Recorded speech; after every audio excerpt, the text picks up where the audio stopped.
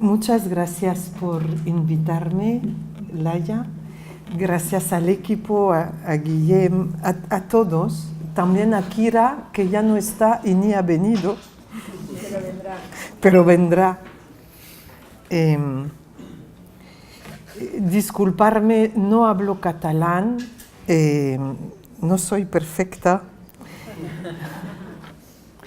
Pero me da mucho gusto escucharos hablar en catalán y Rafael se preocupaba y yo lo entiendo, por lo que siéntanse muy libre cuando vayamos a conversar luego de hablar en su idioma.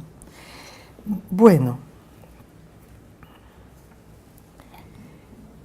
yo últimamente me dedico a decir obviedades, porque me he dado cuenta que servía, porque decir obviedades muchas veces es visibilizar lo que creemos incorporado, pero porque lo creemos incorporado terminamos desdibujándolo y olvidándolo. Entonces, en todo lo que estoy haciendo últimamente, me dedico a enumerar obviedades, para visibilizarlas, para que volvamos a tomarlas en cuenta y quizás para también ayudar un poco a ordenarlas. Y empezaría con una obviedad, que es que quizás me gustaría ahora no hablar de jóvenes interculturales, sino de una juventud intercultural. ¿Por qué lo digo? Porque cuando digo jóvenes interculturales, estoy refiriéndome a un grupo preciso. Cuando digo juventud intercultural para Barcelona, entonces incluyo a todos los jóvenes.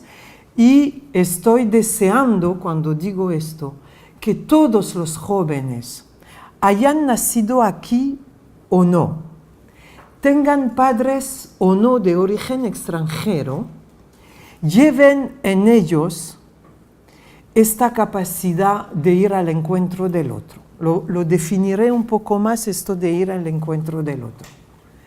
Por lo que sería bonito que empezáramos a hablar de una juventud intercultural en Barcelona, porque englobo a todos. Y también tengo un sueño, que es que en muy poco tiempo solo hablemos de la juventud, y cuando hablemos de la juventud ya entendamos que es una juventud que sabe ir al encuentro del otro. Quizás serían esas las fases. ¿Qué es entonces, ya que estamos trabajando para una juventud intercultural, qué sería esta juventud intercultural? Yo creo que estamos en un territorio absolutamente multicultural. Cataluña lo es antes de que vengan personas de origen extranjero. Lo es porque tiene su propia cultura, la catalana, porque ha acogido a personas del resto de España, porque ha tenido que conjugar y ha sufrido también el poder reivindicar su propia cultura, y además ahora tiene a personas de origen extranjero.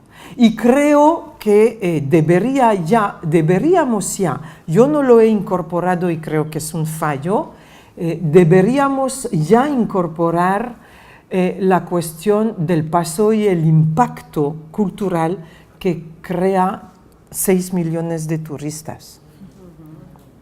Yo creo que es algo que ya tenemos que incorporar. Yo he fallado, lo tenía que haber incorporado ya. Bueno. Entonces, en este territorio tan multicultural, no es obvio que haya interculturalidad. Antes me hicieron una pequeña entrevista y yo adelantaba que paradójicamente cuanto más multicultural es nuestro planeta, cuanto más globalización tenemos a algunos niveles, menos espacios de interculturalidad tenemos. Cuanto más globalización, más movimientos de indigenismo independientes, más parcelización del planeta tenemos a la vez. Eso es una realidad. Mirad, yo no digo que esto sea bueno o malo. Lo que digo es que en el 2005 el planeta está más parcelizado que en el 1980, perdón. Y eso también es desafiante. Y es fácil de entender ante una globalización que es como un bulldozer que arrasa y quiere homogeneizar, hay movimientos que se oponen y hacen que hay más reivindicación de la diferencia. Tenemos que conjugar esto. Yo creo que esto es un momento histórico que no le ha tocado a nadie lidiar con esto de que cada vez los territorios son más multiculturales y a la vez las personas necesitan definirse en su identidad. Y eso es lo que tenemos que conjugar. Por lo que vuelvo a que Barcelona es un territorio muy multicultural, no estoy tan segura de que lo sea intercultural. Intercultural, ¿qué es? Lo sabéis, es la curiosidad por aprender del otro, el deseo de aprender del otro, y cuando soy mayoría no forzosamente me nace este deseo y hay que crear esa curiosidad. Es la capacidad de escuchar al otro, es la capacidad de cuestionarse en su propia cultura, es el deseo de medir el peso que tiene mi cultura en mí y en qué medida me puede dificultar ir al encuentro del otro, y sobre todo la interculturalidad es la capacidad de que ambos en nuestra diferencia seamos capaces de revisar aquello que nos pone en fricción, en tensión, a veces en conflicto, y que podamos dialogar sobre ello para llegar a pactos. Yo creo que esto no se hace globalmente. Por suerte, localmente, en algunos espacios esto se está haciendo y son experiencias que hay que ampliar. Bueno, eso es para empezar a hablar. Por lo tanto, lo que necesitamos no son jóvenes, no son solo jóvenes que jueguen juntos a la pelota, al fútbol, a lo que sea, sino que necesitamos dejar libre esta capacidad que tienen de incorporar, de revisar, de dialogar y pactar. Pero para ello los tenemos, y hablaré de esto más al final, que validarles como interlocutores, que es lo que no hacemos. Bueno, los jóvenes son jóvenes, pero es verdad, hay que decirle, y es una obviedad, que los jóvenes que están aquí porque nacieron aquí o porque se han traído de otros países tienen especificidades. Y a veces hablamos mucho de la diversidad cultural, de jóvenes de origen extranjero, interculturales o como queramos, podemos usar todos los eufemismos que queramos. Pero hay una realidad, es que estos jóvenes, aun cuando han nacido aquí, aun cuando son nietos de aquellos que llegaron, como está ocurriendo en Francia, en Alemania, etc., siguen teniendo una especificidad. Y la especificidad para mí es que, y lo digo así siempre y lo vuelvo a decir, retomando esta obra de teatro de Jean-Paul Sartre, l'enfer c'est les autres, el infierno son los otros.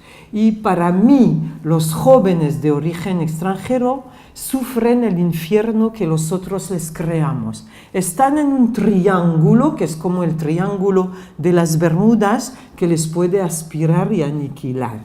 ¿Y de qué está formando este triángulo, que podría ser letal y que no debe serlo forzosamente? Está formando por su familia, está formando por el allá, el origen, que a veces ni han pisado, y está formando por el país de acogida. Y quiero dedicar un poco de tiempo a estas tres puntas del triángulo. Un joven de origen cuyos padres vinieron de fuera, siempre, aun si es nieto, como los jóvenes de acá, y en esto es igual, van a vivir lo que en el seno de la familia sus padres están sufriendo o disfrutando con su situación laboral. La situación laboral de los padres es una cuestión que en el caso de los españoles no tiene que ver con su pertenencia al territorio y su permanencia, al territorio, pero para los jóvenes de origen extranjero sí. Ahora mismo yo estoy trabajando para el gobierno de Ecuador en un proyecto de retorno. La mayoría de las familias ecuatorianas que han retornado tienen nacionalidad española, pero han retornado. Entonces, al joven eso quiere decir que lo trajeron desde Ecuador acá, hizo todo lo, no quería venir, por supuesto, hizo todo lo que pudo y en eso les ayudaron los agentes sociales en incorporarse a esta sociedad. Y ahora está allí. Bueno, pues eso no le pasa a un joven español. Por lo que quiero decir que la situación laboral de sus padres, aun si sus padres adquieren la nacionalidad española, va a tener una influencia brutal en su existir y en su vida. La otra cuestión que es muy impactante es que la inmigración tiene, y ustedes lo saben, pero yo he dicho que enumeraba obviedades, tiene un impacto sobre las familias y sus cambios de la unidad familiar muy fuerte, sobre todo en las familias latinas. Las familias latinas, la unidad familiar es una cuando llega y a los pocos años es otra. Porque hay rupturas, hay cambios de pareja, probablemente hay una cosa muy buena que está ocurriendo, que es que las mujeres se sientan más empoderadas y toman decisiones que en origen no hubieran tomado, pero hay muchos cambios. Y muchos cambios que ocurren en momentos que son de crecimiento y formación de personalidad e identitaria que tienen que ver con la adolescencia. Al igual me quedé muy impactada con los cambios que ocurren en las familias después de un proceso migratorio. Y hay una cuestión que damos por obvias, pero que no la es. Y en esto yo voy a ser muy firme. Los agentes sociales creemos que las familias son capaces de gestionar las diferencias culturales y no lo son. Obviamente es más fácil para una familia de latinoamericana que por lo menos comparte la lengua y la religión. Pero a nadie se le ha enseñado, si ni nosotros sabemos hacerlo, lo que es ser de una cultura, querer que su hijo o su hija sea feliz en otra cultura y no traicionar la cultura. Bueno, pues los profesores, los trabajadores, las trabajadoras sociales, los trabajadores sociales, etcétera, etcétera, a veces exigimos que las familias sepan gestionar culturas diferentes. Y no lo saben porque no es fácil. Por lo que creo que hace falta ser más generosos con las familias en vez de ser tan exigentes. No es fácil. No es fácil ser musulmán en Cataluña y tener hijos adolescentes. Y voy a explicar luego por qué no es fácil. Primero porque yo siento, porque es mi papel como mamá, como papá, de transmitir una cultura. Pero esta cultura en muchos casos entra en conflicto con el lugar donde estoy queriendo vivir. Y no lo sé hacer. Pero no lo sé hacer porque además no estoy libre en mis elecciones, en la gestión de mi cultura, y voy a hablar de esto también. Por lo tanto, la familia es un territorio de tensión y es un territorio de conflicto. Lo es para cualquier joven, pero para un joven de origen extranjero es un lugar de mayor tensión. ¿Por qué? Porque está el allá. Y en el allá, que es la familia de allá, hay solo 2 posibilidades, no hay 3. ¿Qué es?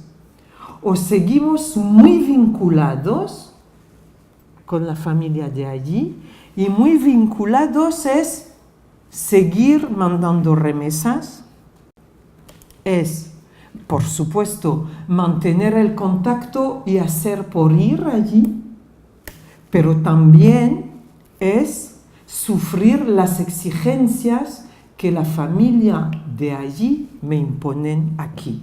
No sé si me explico bien. Los cambios que surgen en la familia allí crean cambios en la familia aquí. Lo habéis vivido todos, creo, cuando las familias, muchas veces la mamá o la pareja, ha reagrupado a sus hijos en el peor momento, que era cuando todavía no tenían papeles, no tenían un empleo y seguían en un piso, ¿cómo se dice? Compartido, eso es.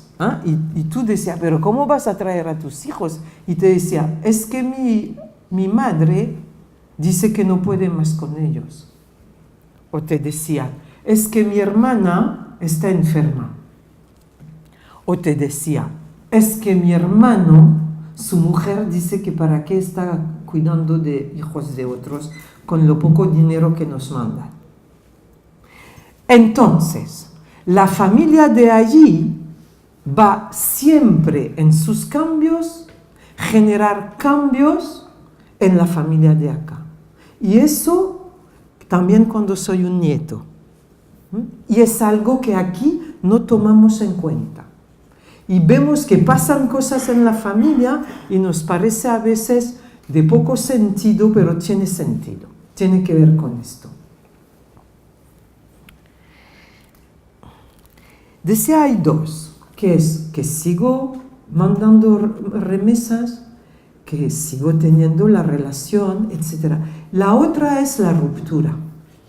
Algunas familias, para desprenderse de esta suerte de tiranía, a veces deciden romper. Y romper con la familia de allá tiene consecuencias para la gestión de la biculturalidad o la triculturalidad de estos jóvenes acá. Y son los de allá que a menudo ponen sobre las espaldas de los padres que están aquí el peso de no traicionar a la cultura de uno. Lo que quiero decir es que el papá y la mamá que están aquí a menudo son muy conscientes de que tienen que ser flexibles y ablandar sus exigencias en cuanto al respeto a unos valores y tradiciones culturales. Pero a menudo tienen alguien que les hace el espejo y les exige, que son los de allá. Y cada regreso en verano, o cada 2 años, etc., no suelen, después de los 3-4 primeros días, ser momentos muy pacíficos. Son también momentos de mucha tensión, porque hay una mirada cuestionadora sobre aquellos que vinieron de aquí. ¿Sí? ¿Me explico bien? Y está aquí. Está España, está Cataluña, está Barcelona también. Y yo diría que en general el discurso de la sociedad acogida es un discurso lleno de contradicciones, que no se aclara. ¿En qué sentido? En el sentido que me tengo que integrar. Pero luego, si yo, por ejemplo, no correspondo al tópico que se hace de mi cultura, hay suerte, hay una forma de reproche, porque claro, tú no eres exactamente, que se diga, musulmana.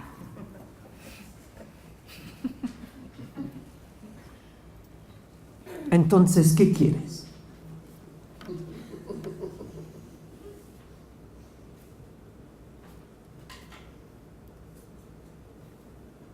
Por lo que suele ser un discurso muy contradictorio.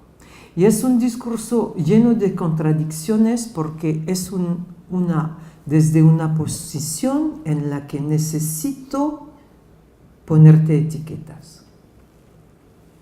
Y necesito ponerte etiquetas para poder emprender, aprenderte. ¿Sí? Aprenderte, situarte, me ayuda a entender. Entonces pongo etiquetas.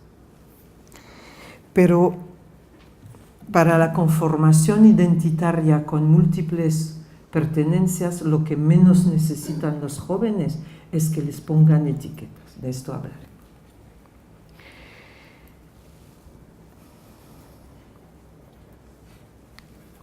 Es una sociedad, la sociedad de acogida, siempre exigente. De esto he hablado. Desde sus propios valores culturales y desde su cosmovisión. Exige desde sus valores culturales de lo que tiene que hacer una mamá, lo que tiene que hacer un papá, lo que tiene que ser una chica joven, lo que tiene que hacer un joven varón. Y toda la cultura de intervención social es una cultura profundamente etnocéntrica. No lo digo con mala leche, porque es absolutamente legítimo. Yo construyo, yo elaboro, yo reflexiono, yo pienso, no solo desde lo que me enseñaron, sino también desde mi universo cultural. Por eso decía que una de las exigencias es que yo me revise en mi cultura y que sea consciente, no es que yo quite peso, pero sea consciente del peso que tiene mi cultura en mí. Eso todos lo tenemos que hacer. Bien. Decía una sociedad exigente, la yachao.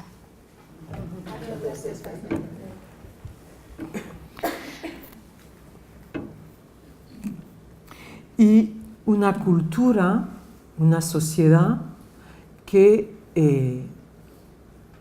ha creado una imagen social del otro.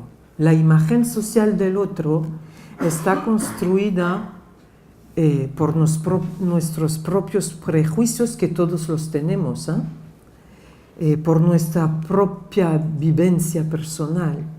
Y ahora, y eso es lo peor, es lo más difícil, la imagen social del otro está creada por los medios de comunicación y el discurso sobre el otro. Entonces, es súper difícil cuando tú eres, por ejemplo, un educador social que quieres trabajar con jóvenes y que tienes que luchar con esta propia imagen social que te han construido del otro, el otro, por ejemplo, el joven chino o el joven pakistaní. Mira que te echaba de menos. Buenos días, Kira. Porque esta imagen social del otro es muy potente. Si yo pregunto, y yo lo hago, aquí, en este barrio, ¿qué es un joven marroquí? Y lo pregunto en Quito. Y lo pregunto en Francia. Y lo pregunto en Buenos Aires, me lo van a definir de la misma manera.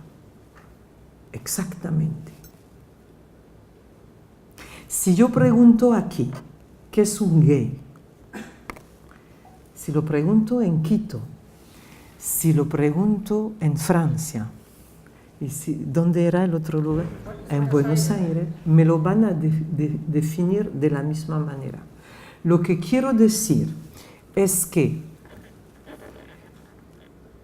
los medios de comunicación y el discurso político crea imágenes sociales del otro, que todos asumimos.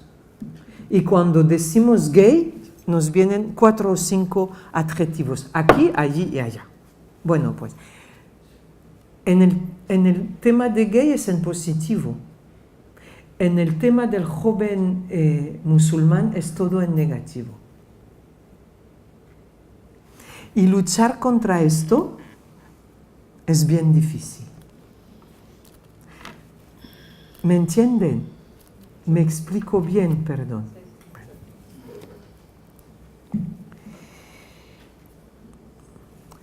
Y la imagen social del otro, cuando está en negativo, está creando reacciones que se escapan un poco de nuestras manos, y de esto hablaré también.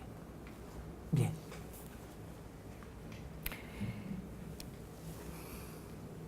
¿Cómo voy de tiempo?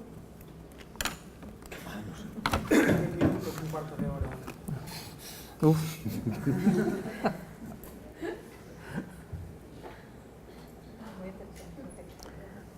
Pero hay una cosa linda, pero que nos olvidamos, es que los jóvenes, no solo de aquí, no solo aquellos cuyos padres vinieron de allí, todos tienen los mismos sueños.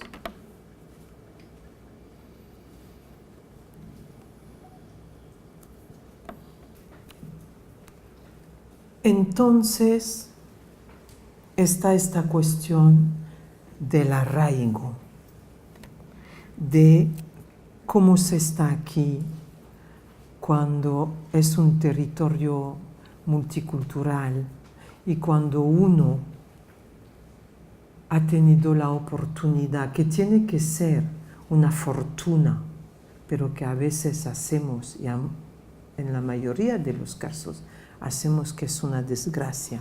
Cuando uno ha tenido la fortuna de poder conocer y ser de 2 o 3 culturas diferentes, ¿no?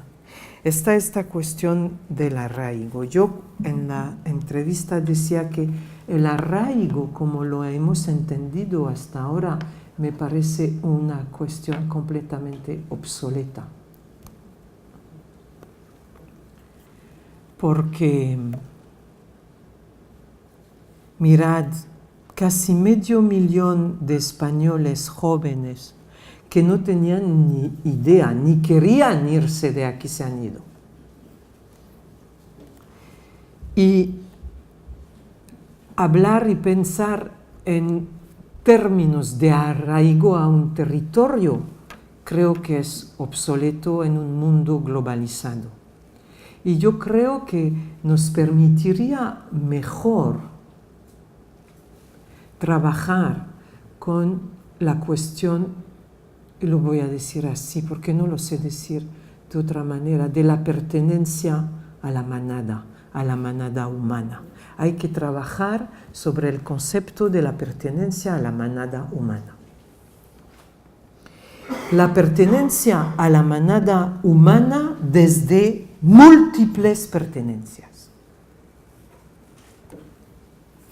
Porque el barrio es un lugar que se va difuminando, no solo por el momento histórico que estamos viviendo, pero también por la trayectoria de uno. En un momento dado el barrio es importante, es donde está la casa, es donde está la escuela primaria y quizás el instituto. Pero el ocio de los jóvenes cada vez menos está en el barrio. Y además los jóvenes están construyendo comunidades virtuales que, nos guste o no, son comunidades potentes. Los jóvenes están jugando a partir de una máquina con gente que está en Japón al mismo juego y están hablándose. Entonces yo creo que hay que empezar a ver esto e incorporarlo. Me parece, ojalá, fundamental el papel del barrio. Y creo que lo sigue siendo. Y creo que hay que agotar todas las posibilidades del barrio. Pero no es solo desde el barrio que podemos crear pertenencia. Yo lo decía hace 10 años. Yo decía que la pertenencia era desde el barrio. Punto. Que había que trabajar el barrio. Y ahora matizo. Digo que el barrio es un lugar fundamental, que hay que agotar todas las posibilidades del barrio para crear pertenencia, pero que hay también que investigar y trabajar en las otras. Porque no existe solo el barrio. En el universo de los jóvenes del siglo XXI. ¿Y por qué? Porque hay una pertenencia local y global. Lo he dicho con esa máquina, ¿no? Pero mirad, la gran diferencia... Yo soy hija de migrantes. Y hasta hace tan solamente 15 años, como yo había vivido mi biculturalidad o mi triculturalidad, y como la vivían otros, en los años 90 era exactamente igual. Pero pasó algo que cambió todo. Y me di cuenta con mis hijos. Yo tengo una hija de 26 años y un hijo de 32 años. Y llevamos 24 años en España. Y me di cuenta un día que había una gran diferencia entre ellos y yo. Hija yo de migrantes argelinos. Que era que mis hijos cada día estaban hablando con sus amigos de Túnez vía Skype. A mí eso no me pasaba. Por lo que el allá, no solo por lo que conté antes de la familia y todos estos rollos, el allá está aquí. Cuando trabajamos en el servicio de mediación intercultural sobre el asentismo de los niños chinos, que era brutal, que había superado en Madrid los niveles de asentismo de los niños de la etnia gitana, nos dimos cuenta, ¿dónde estaban los niños que no venían a la escuela? Porque los padres decían, pero si está en la escuela, estaban en los locutorios, hablando con sus amigos de China, durmiendo en los bancos del locutorio, esperando por la diferencia horaria para conectarse con China. Y dijimos, ahí va, no nos enteramos de nada. Por lo que la presencia de allí es importante y está en el universo de estos jóvenes. Y nosotros solo vemos el barrio, ahora, acá.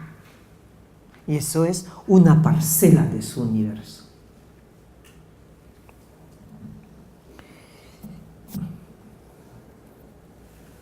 Y mirad, también, si queremos una Barcelona intercultural, eso quiere decir cohesión en la diferencia y en la conflictividad, pero cohesión, que es lo que necesitamos, porque vamos a ser cada vez más diferentes, fluctuantes, líquidos, pero tenemos que vivir. Vivir si son 3 años, 3 años, si es toda la vida, pero tenemos que vivir juntos, en cohesión y construyendo Barcelona, ¿sí o no? Bueno, entonces, eso es el reto.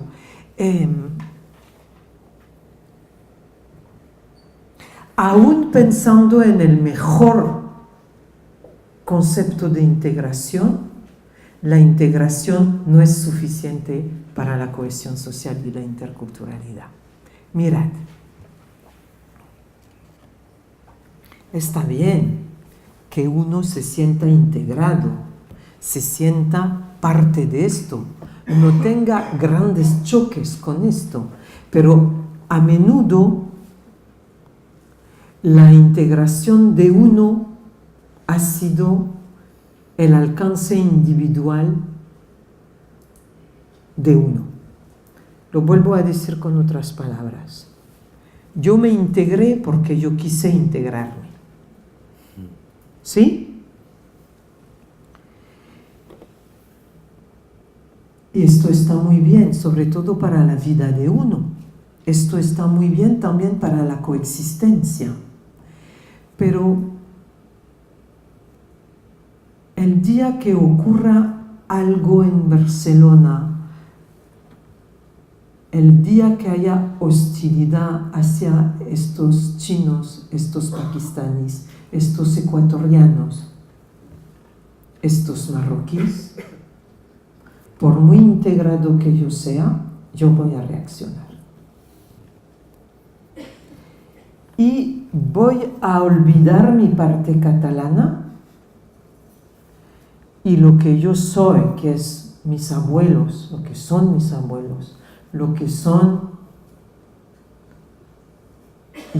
mis genes, lo que tiene que ver con la sangre que fluye en mí, lo voy a poner delante. Os voy a explicarlo con una anécdota. Mi hija tiene 26 años, ha hecho estudios políticos. Es un gran ejemplo de una chica integrada. Es más, es que cuando su amigo del Partido Socialista le ha pedido formar parte de un debate de jóvenes de origen extranjero, ella dijo no. Si quieres, yo voy, pero como joven, no como joven de origen extranjero. Porque yo tengo los mismos problemas que los jóvenes. Estoy estudiando PANA y voy a tener que irme a otro país, que por cierto ya lo ha hecho, para ver si en vez de perder tiempo aquí sirviendo copas, las sirvió allí, pero hablando inglés. Por lo que yo voy a la conversación de los jóvenes. Ella es así, pero 3 días después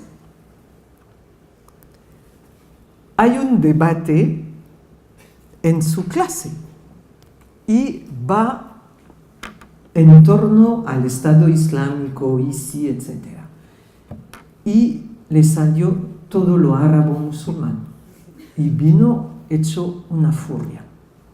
Y vino echando pestes de estos jóvenes que 3 días antes decía que ella era igual que ellos. Explico bien lo que quiero decir. Lo que quiero decir es que no hace falta solo que la gente se sienta integrada. Necesitamos crear y trabajar para la cohesión social desde una visión intercultural. Porque, como decía Amin Maalouf, que ya cité antes, mi sensibilidad cultural, mi pertenencia cultural es siempre muy aguda. Y si la tocas y la pinzas mal, voy a reaccionar. Es así. Yo creo que la pertenencia cultural es una de las más sensibles de las pertenencias que tenemos. Por eso todas las guerras que estamos sufriendo se hacen agitando, tocando mal esta cuerda de la pertenencia cultural, de la cultura. Luego ellos van a por el petróleo, van a por otras cosas, fueron a por los diamantes en los grandes lagos, etc. Pero ¿cómo crean la guerra? Tocando la fibra cultural. Es muy sensible. Tiene que ver con mi abuela, tiene que ver con los paisajes, tiene que ver con el mar, tiene que ver con las piedras, tiene que ver con la cocina. Está aquí. Aún si no lo he conocido.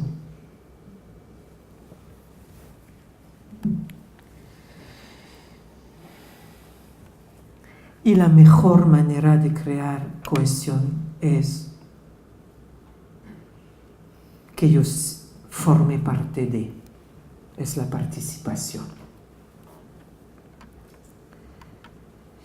Yo entiendo la participación primero creando que yo tengo que terminar. Voy a terminar en 5 minutos. ¿Sí? Gracias. 5 minutos. Bueno, no me comáis los 5 minutos preguntando. Voy a por él. Los 5 minutos.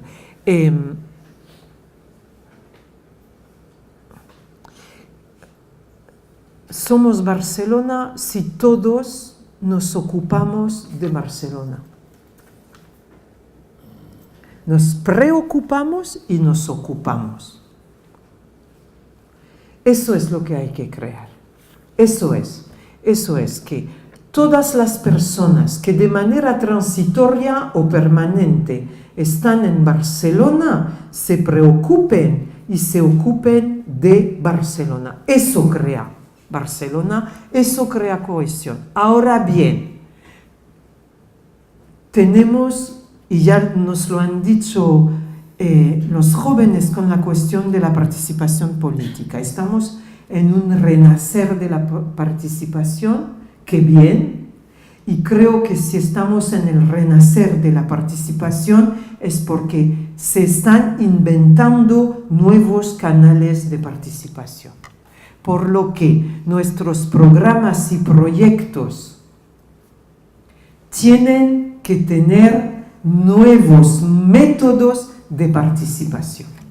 Eso me parece fundamental. Y me parece fundamental, y sé que es bien arduo, que tu jefa, que el político de turno, etcétera, entienda que no se define nada de lo que se va a hacer sin ellos. No es que se decide que se va a hacer un proyecto de tal y se lo comentamos a los jóvenes y alguna cosa hacen con nosotros. No. Es que se dice que hay tal dinero para los jóvenes y con ellos se define lo que se va a hacer. Y si es cosas que nunca hemos hecho, mejor que mejor. Y es mejor estrellarse que volver por los antiguos caminos que ya sabemos que no llevan a nada.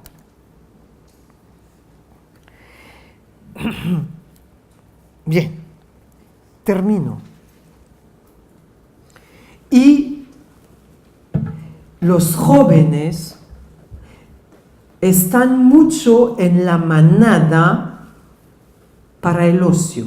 Y creo que lo que tenemos como agentes sociales que trabajar es que se queden en la manada, y por eso tenemos un papel tan importante para más que el ocio.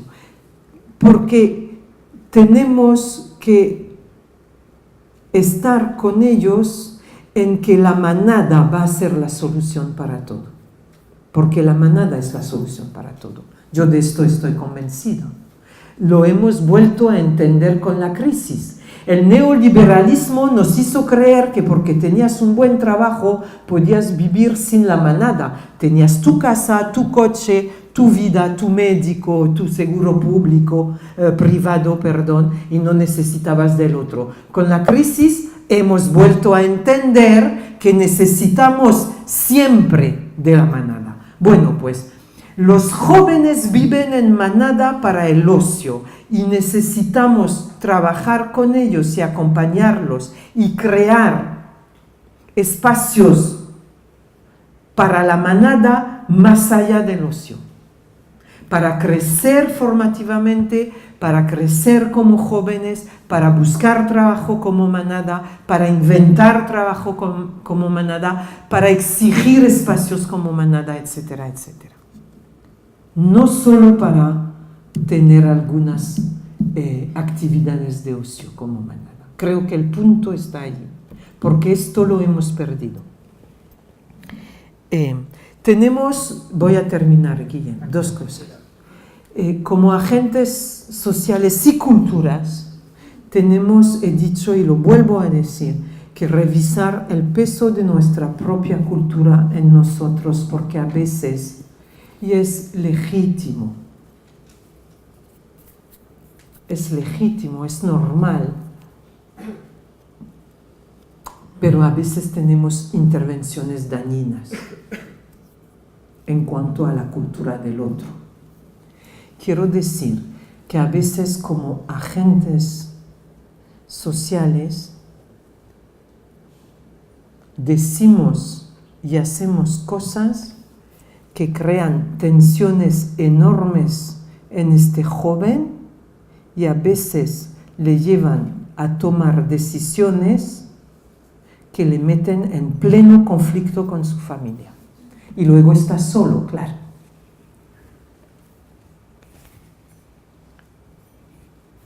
Hay un montón de mujeres jóvenes de cultura árabo-musulmana que han tomado decisiones porque tenían el apoyo de su profesora, de la trabajadora social, etcétera, etcétera, y cuando tomaron las decisiones estuvieron solas, completamente solas. Me pongo en un caso duro, para expresar lo que yo llamo intervenciones dañinas.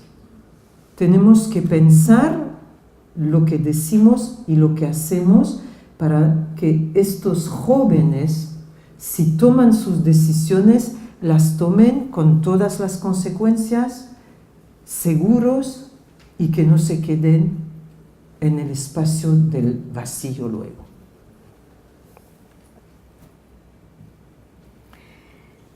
Y lo que tenemos que hacer no es poner etiquetas, sino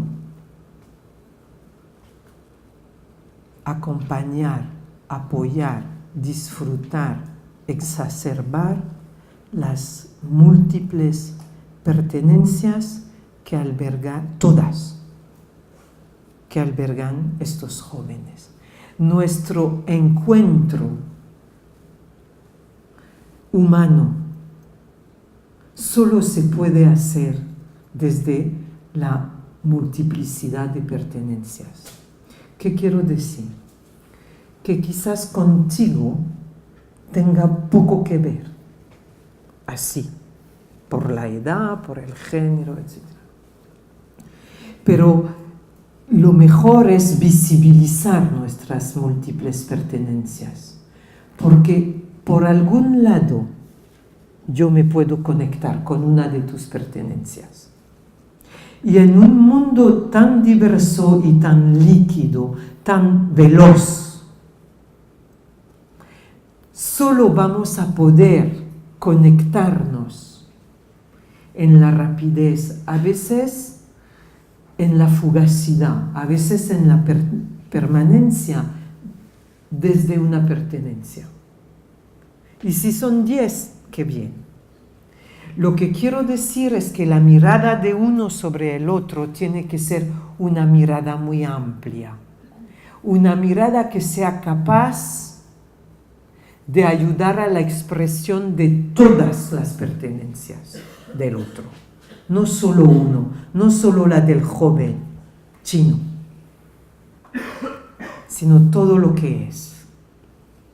Porque allí está el encuentro, solamente allí. Y eso tiene que ver, y termino, con otra obviedad, que en general estamos viendo el árbol. Y no se puede entender el árbol si no se mira el bosque. Y solo se puede entender el árbol si se mira el bosque y uno se dedica a entender cómo funciona este ecosistema. Es lo mismo con cada joven que está en esta ciudad. Es dejar de mirar solo el árbol e intentar